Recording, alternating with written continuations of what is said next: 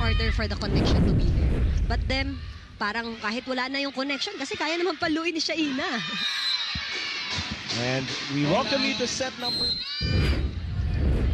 So once again, UP needs to win this to try to stay alive for their final 4 hopes. That is third to Tadao. Perfect placement para kay Tadao. Even na nandun yung mga libero, they're comfortable giving the ball to that side.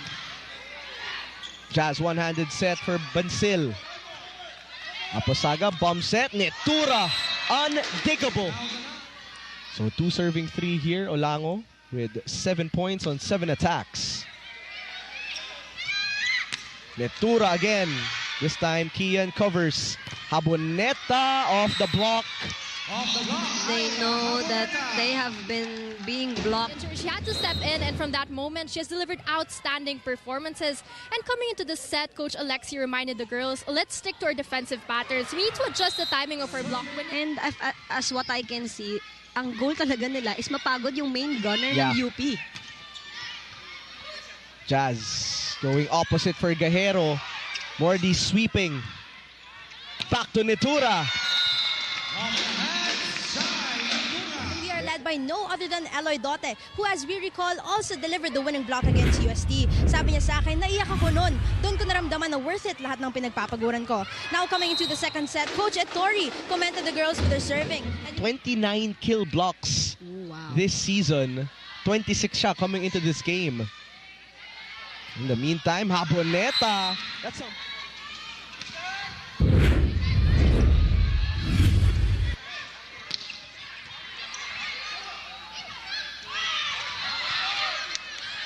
Back here in set number 2, Haboneta now in the front line. And Haboneta with back-to-back points here for UP. Abangan simula April 27, 8:45 PM sa Todomax Primetime 5 ng TV5. Olango has been the best friend. Nagagawa niya talaga ng paraan eh. Itang serving. Mordi has been one of the main targets. Chance ball. And Netura, Na kahit ganun yung bola na binibigay niya, nagpo-point eh. So they have to loosen up. They have to trust na kaya nilang depensahan at lakan si Nitura. Jazz now with a full front line. Sagaysay going to the middle. Good target for him. Good first pass. Olango changing it up, and it works. And that's good kasi, you know, it creates confusion from the side of the defense of Adamson. He has all the tools. Maji, let me ask you this. How do you scout that? I mean, in the 12 points Netura has, majority out of system, but how can you scout something like that? You know, you just have to read kasi syempre unpredictable yung gagawin nila. Kung ano yung sasarhan mo? Is it the down the line? Is it the cross court? But she has been spiking cross court since a while ago. And this is where kailangan lumabas yung tapang ni niya. Sa mga times na alam mo bantay ka, what will you do about it? In the meantime, speaking of Itang, coverage for UP. Sagaysay will go to the pipe, and Netura pounds. She keeps on asking the ball. She wants to find that perfect time to gain back her momentum. We're still waiting for that tara na Yes. moment.